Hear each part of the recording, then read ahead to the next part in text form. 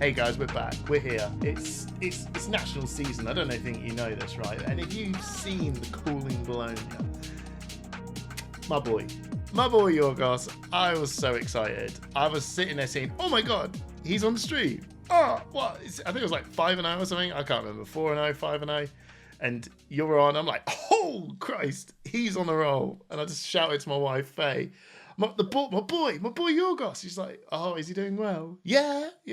It's nuts. I mean, I have the great story from Bologna that I played a single feature match, a single one on camera, and it was a pair down into Victor. Oh my freaking god! I I mean, know. I was like, oh, of all the times that he had to bloody. The one game we saw, you lost, and I was just like, but Victor's not. Victor, I was like, Victor's not the best matchup, I'm sure. But anyway, right. You guys are going to want a deck tech, and we're going to give you one, right? But if you've seen Cindra, and we're not to waste loads and loads of people's time. Hey, have you ever heard of this card called leg tap and head jab? Here we go. But anyway, let's start from here. Why? Why did you say I'm going to take Cindra to Colin Bologna? So until the literal last week, I was pretty sure I was going to take no in Bologna. Yeah. And with the schedules and stuff, my last week was focused on testing with Gravy and Azalea. And Azalea was fine; it was an older matchup, but Gravy felt horrible as new. And I felt because of the good performance from the US Nationals and the hype around the deck, I felt like it was going to be a decent chunk of the meta game, and I didn't have the time to figure out a good strategy to take new on. Got ya. So the deck I always had in the back of my mind was Cindra, and the main reason was I wanted in this tournament to have a good matchup into the Earth Heroes, a good matchup into Assassins, and have a good matchup into Gravy. And that was pretty much the main focus of the list. I was expecting a lot of Azaleas because it's Italy and, it's obviously a very good deck. But I felt like the matchup is probably one of the weaker ones as Cindra, but I would much rather take the good spread versus Gravy and the Earth Heroes over the losing matchup to Azalea. Yeah, that's fair. I mean, you're targeting like you. I think it's safe to say that Cindra is not commanding the meta, right? She's answering what the meta is. This isn't like Zen, who is like back in the Amsterdam Pro Tour days. He was the meta. Like it's you made a call, and and I think it was a pretty fair one, to be honest. You're almost an assassin. You had your targets, and you're just going to go and you're gem lotterying them. Is that fair? Yeah, I mean it's totally fair. And my last big event on London was with Aurora, so I still I was getting more and more in touch with my aggressive side, but I really enjoyed. I find a lot of similarities in both Aurora and Cindra, and in general in aggressive decks. That the defending part is really important, and I think that's a skill that I've accomplished from playing mostly defensive decks, and it translates really good sometimes. In some game states, it translates really good to know when you're supposed to. Yeah, my hand deals more damage, but that's not relevant right now. Right now, what's important is to prevent my opponent's turn, and I think that was something that maybe sometimes the mono-aggressive players sometimes skip that a bit. Got you. Okay. Is there any sort of like tips you could give to ninja players or aggro love players about like when is and it's contextual? It's such a hard question to ask because it's all very, very, very much dependent on what is being presented to you. But there's usually a time, right? And what is those times that you go, I can't be just send it, man? Like, when are those sort of obvious clues? I think there are a lot of similarities again with Aurora, where sometimes your game plan from simply presenting the better numbers transforms a bit into I need to find my combo pieces to do this huge thing so the opponent cannot answer that. And most of the time is that sometimes it's better to, take a step back, wait until you get your spreading flames, wait until you set up your fealties, so when you actually want to start pushing and start being the real aggressor, your numbers will be better enough that you won't break you will do this very above Okay. damage. Therefore, it's really hard for the opponent to prevent mask of momentum. And obviously, last thing is that in Cindra, it's really important. I think probably the most important part about the deck is that when are you playing? When are you playing the heads up? When are you putting the heads up in Arsenal? And I think that's Yeah. that's something that skipped a lot of times, but I think sometimes it's very important that sometimes you actually need to arsenal the heads up rather than simply play it for the 3 extra damage. Got you. Right. Okay. So I feel like then it's when you're saying you've got to set up that big payoff and you need to do that a bit of defending to get that payoff set sorted. There's a payoff. There's payoff cards. Can we go? Because obviously here you go. Look, here's head jabs. Like his leg taps. Yeah. Right. What are your payoff cards in this deck? I mean, I went for the best value cards, running the 3 copies of. I mean, payoffs. I mean, the most important aspect is that you have a lot of cards that care of becoming dragonic, and when they become dragonic, they do a lot of stuff. Yeah, That's like that's Art of the Dragon Fire. When this, if his Draconic deal 2 damage to any target, and then Art of Dragon Blood. If this is Draconic, gets go again, and the next Draconic. Yeah, okay, sure. It's contextual, isn't it? You've got this, and you're just trying to push it as best as you can, rather than just play it all the Yeah, time. but the most important card I think in this list, and compared to other, so pretty much this is a red line Cindra. Okay, there is nothing new. It's a red line Cindra. We almost never pitch for dagger. You always want to keep the pressure up. You always want to get that free extra resource out of your chest to play your 1 cost card, etc., etc. So the only thing that's different here is that we are running Spreading Flames, and the reason for that is that this is a card you want to set up. Yeah. This is a card that by itself it can push that 10, 12, 13 damage per turn to 17, to 20, to do these huge chain links with a bunch of dragonic attacks, and cast in your chest and attack with daggers every time, and use the dragonic reactions, get the extra card, and do this huge turn once per game. Sure. And that was mainly the strategy that we decided as a team to use against the Earth Heroes. Yeah. Okay. Cool. So I suppose really that I can see in your, like, I'll tell you what I would do want to talk about, because again it's a bit of a weird deck to sort of go through card for card when you just pretty much just got 0 for 3, 0 for 2, 1 for 4, occasionally a 0 for 4. Drop of the Dragon Blood, like that's the only one I looked at and went, all right, okay, like explain yourself. I mean, this is a card that fits in the same category as Spreading Flames. It's very good when you want to push that extra turn. It gives you a free resource. You can. It's also a card that's good for Arsenal. You can sometimes set it up and try to do a bigger turn, and sometimes it clogs you out of having a hand with too much.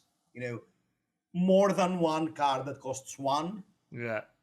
So sometimes you need to be a little bit to pitch a bit more, and it's one of those cards where if the opponent's deck is a slow deck that doesn't have much interaction, you have all the time in the world, to set up your Dragon Blood, set up your Dragonic defense reactions in the graveyard, and set up a few fealties. So even in an Oath turn, you still can play every single card in your hand, and you're not, prevented by your own cards.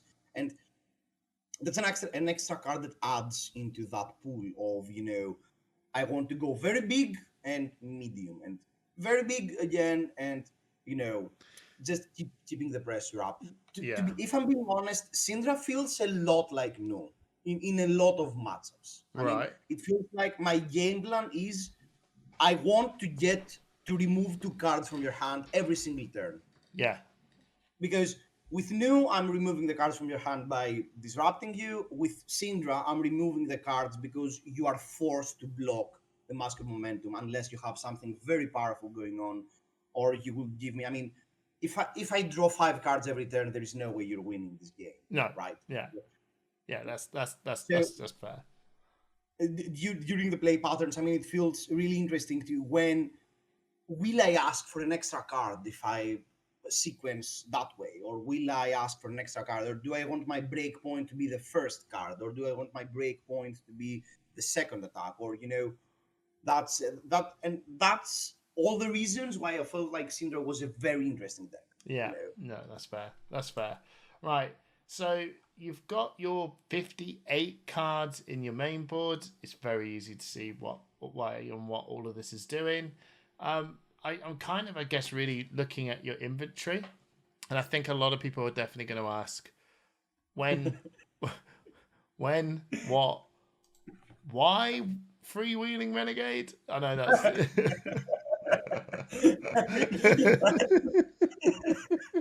I was playing my top 8 game Yeah. with Tommy, and he was like, he asked the judge, "I'm sorry, judge, can you show me this card? I've never seen this card before. What is this card?" Great moment. I mean, so that was an idea actually from a local player here that plays a lot of Syndra, a friend of Alex Capsalis. So Yeah. he literally searched February and he was like, "Is there any? What are the 6 power cards? What poppers could I use for some extra hate regarding the Prism matchup?" And that was the only card that costed 1, obviously, and it was still a popper. And most of the time, it was still fine. I mean, in getting to 5 poppers compared to the 3 traditional Battlefront Bastions really helped these matchups because on that very specific turn 2, it was really important to have that popper to maintain your life total. So Prism won't start doing Herald, hit, fetch Figment, awaken, get a ponder, get a card, next turn Herald again, make a spectral shield, So it felt like a super swingy matchup, and committing to extra slots on that specific deck felt like it was the right call for this event because Prisma is actually one of the few decks as an aggro deck that you can actually hate a bit, that you can actually use your extra inventory slots to bring cards that actually interact positively with you. Yeah, no, that's fair. So, in short, don't be clever. He isn't putting this in for some wild. Oh, it's a 1 for 6. It could be, but it's a popper, right? It's a popper. Yeah, and sometimes it's playable, and they still need to block it. So it still plays into your game plan of, okay, I'm fine if you blocked with Herald. The next turn, I'm not getting hit by Herald. I'm fine. Yeah, I mean, it turns into a 1 for 4, which is, it's a 1 for 4, sure, but they blocked. I mean, I remove the card from their hand. I mean, it's perfect, even in the scenarios where you play that. Yeah, that's fair. And then Battlefront Bastion, kind of filling the same boxes. You're not going to attack with this. You're going to pop a card, or it's going to block 2 and 1 or block 3, right? I mean, I think I played like 50 or 60 games with this deck. I've managed to play that once, but I did play Battlefront. Oh, you actually swung. Was that turn 0 by any chance? No. It was. I had the specialization up, Wrath of Retribution, and I did the 4 daggers and flick, and I cast in the chest completely to end this turn. Oh, okay. So you did the chest paid for it. That's wild. That's really cool. But I bet you really in that moment you're like, oh, that the opponent's like, oh no, that's too much damage.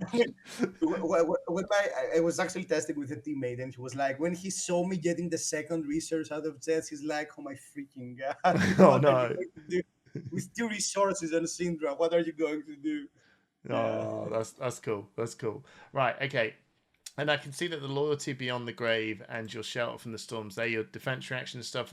The loyalty beyond the grave, like when that got shown off, I think a lot of people did get excited for it. But how has it been? Has it been like better or as good as you hoped, or is this very impactful? I feel like it was the card that made me completely fall in love with this deck. I mean, and Right. the main reason is that you don't have many opportunities of setting up as a Dragonic Ninja deck.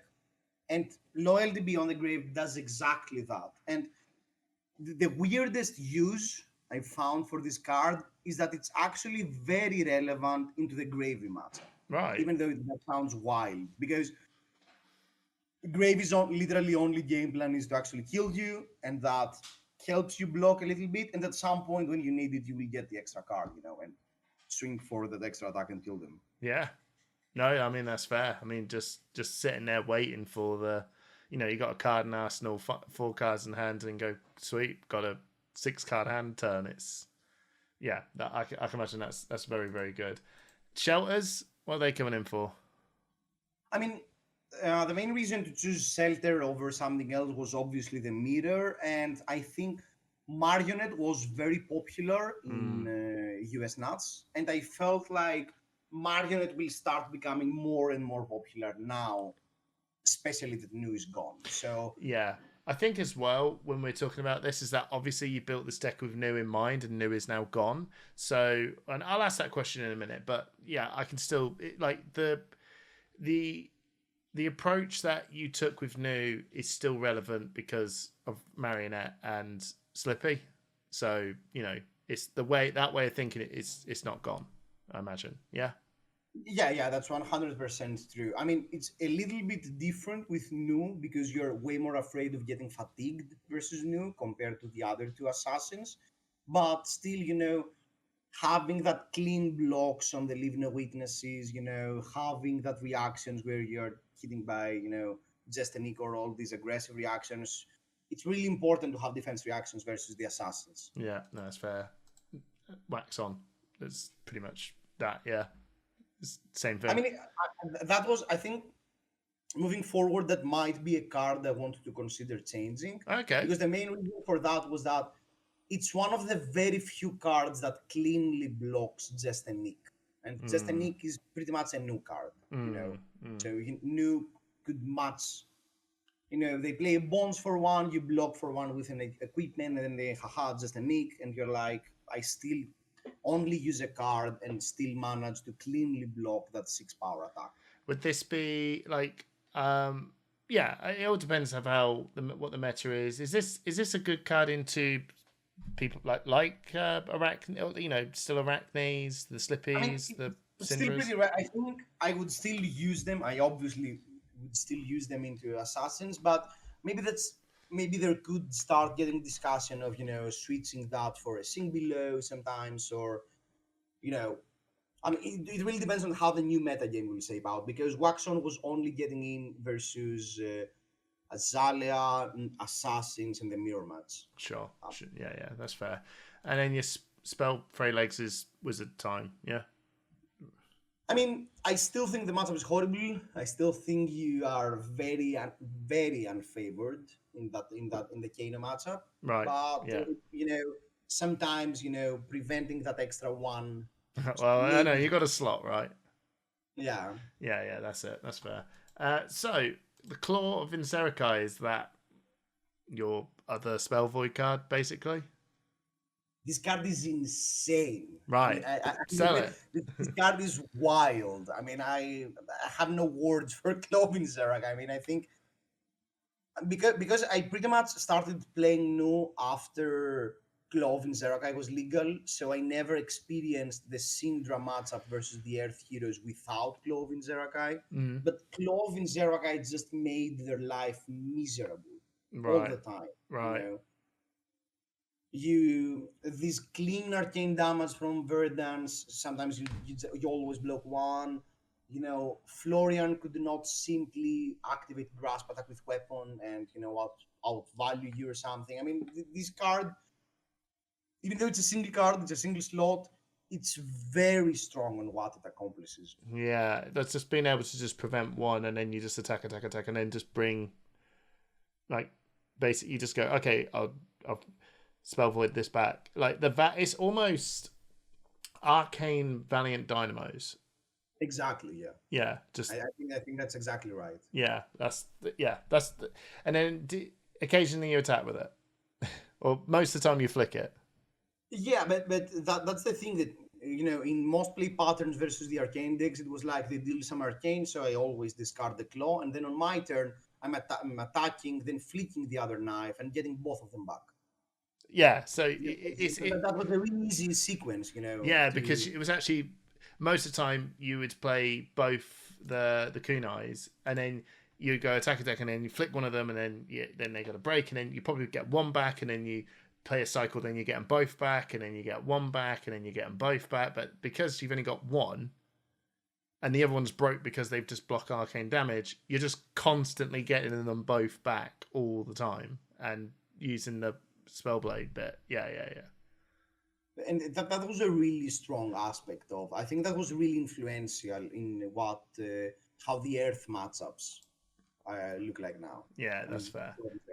So, your masks, you got Pouncing Links and you got Mask of Momentum. Question that I know that someone's going to ask: when am I putting them in? Which one am I putting so them in for? So most of the time when you're playing versus decks that want to block you, Yeah. you prefer to use Mask of the Pouncing Links because there are many decks like the Earth Heroes, Guardians, that their game plan is simply to block with 2 to 3 cards every turn. So you are not triggering Mask of Momentum either way. Mm-hmm.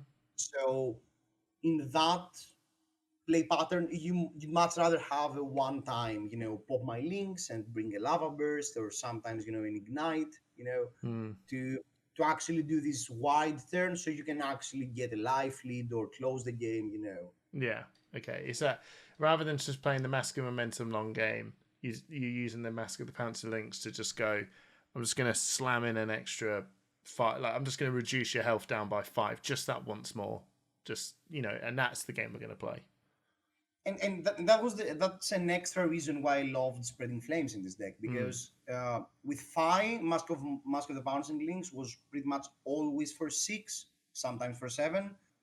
While with Cindra, the reason why Mask of the Bouncing Links is not so popular is that it's only 5. Mm. So it was a bit weird. But when it's not only 5 and it's way more, I mean, sometimes Ignite is much more damage, or a Lava Burst could have also a Spreading Flame. So again, it's 6 power. It's much more relevant to choose when you want to do that big burst. Yeah, that's fair. That's fair. Okay, so this is the deck, everyone. It's really it's real cool. What are we? I suppose really now we've got national seasons coming up. We're going to hopefully get this out before this weekend. If not, apologies. You'll see. You're watching it, and you know what day it is.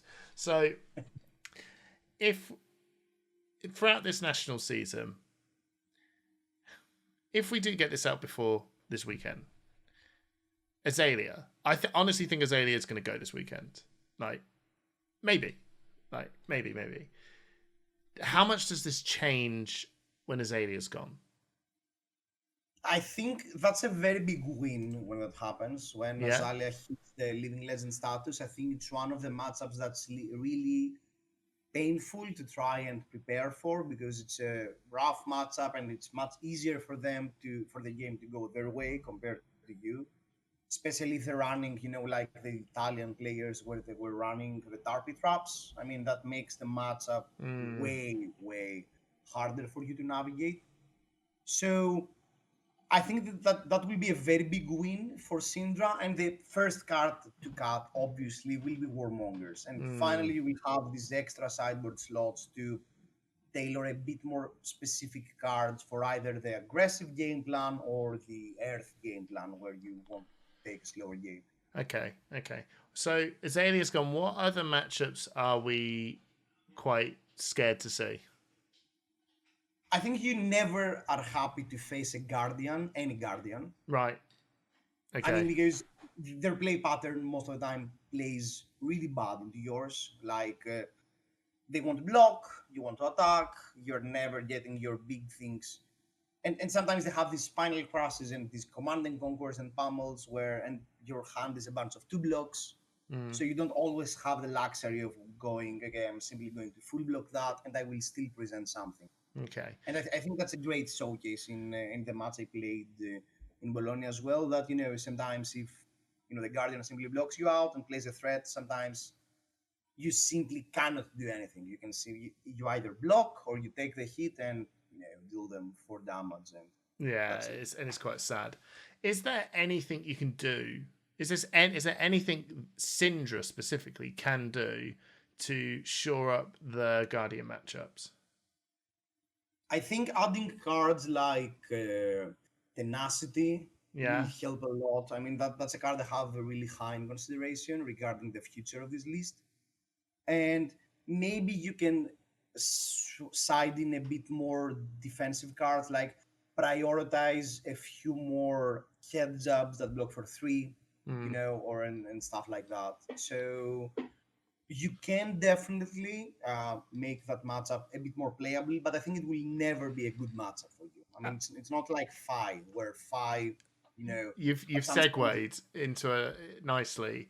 Do you think that when Azalea is gone and Guardians potentially, we don't like again Guardians in this world where why would Guardians show up if Gravy's just potentially taken up the mantle of Nu? Although I actually do think Guardians might actually could just go, look, this isn't 0. I can play a game into this. Like there's a strategy we could probably take here. Do you think, and if Guardian really does get committed, we're just sort of making up a meta here at this point, is Phi actually going to be the draconic ninja of choice to deal with like the matchups that is also pretty good, like Cindra can deal with? Like Phi can deal with the same things Cindra can deal with pretty well, but also shore up its matchups a bit better against other tricky heroes that Cindra struggles with. Do you think that's real, or is it just 2 different ways of playing? I think if the meta evolves into a meta game where you want to be playing Mask of the Pouncing Lynx in most matchups, and Cloven Zeraka is not that relevant, I could totally see Phi being a very strong replacement for Syndra, because in specific that, I mean, it's Guardian pretty much, okay, or other defensive strategies like that. If the opponent has that game plan, Phi can play a very good, slower play style where you're constantly getting that 2 extra value out of Suko and the Phoenix Flame, compared to Syndra, where a lot of Syndra hands are simply 3-3-3-2. Then that's not leaking damage to a defensive deck. No. That will not leak damage to defensive deck. Okay. Where 5 of the time, even in those hands, can block, can do other things. So what's the what is the, I guess really then, the major difference is that if you would pick Phi over Syndra if the meta is going into that, a game where you'll want to really lean on Pounce and Lynx more as a Draconic Ninja. If not, Syndra. Is that like the... I mean, the flexibility that you get with Mask of Momentum and Flick Knives is insane. I mean, that play pattern is really annoying for most fair decks to deal with, because they need to either constantly give you 2 cards to block, and sometimes you have this break point and they need to commit equipment, or they need to side in defense reaction. It's a really a pain in the ass, for fair decks to deal with that, because if that's the case, if that's the field, then you much rather be a Syndra player, because again, the Flick Knives interaction is insane. Yes, so and if the meta isn't Flick Knives, Mask of Momentum favored, then definitely Phi. Definitely Phi. Okay, cool. That's just in case people have. You're going to have both. I imagine if you're going to be if you're a Syndra player, you're probably going to look at Phi and go, which one do I pick? And I think really they're both kind of siblings in this. That I think if you're a Syndra player, you could be a Phi player, and if you're a Phi player, you're a Syndra player, and you're just molding which Draconic Ninja attack cards you're putting in. Because you're doing the same stuff, aren't you? You're still playing head jabs and leg taps and stuff. It's just, do we need, like you said, Phoenix Flames, longer games, or are we flicking daggers and masking momentums? Right, that's fair. That's fair. Right. Well, awesome.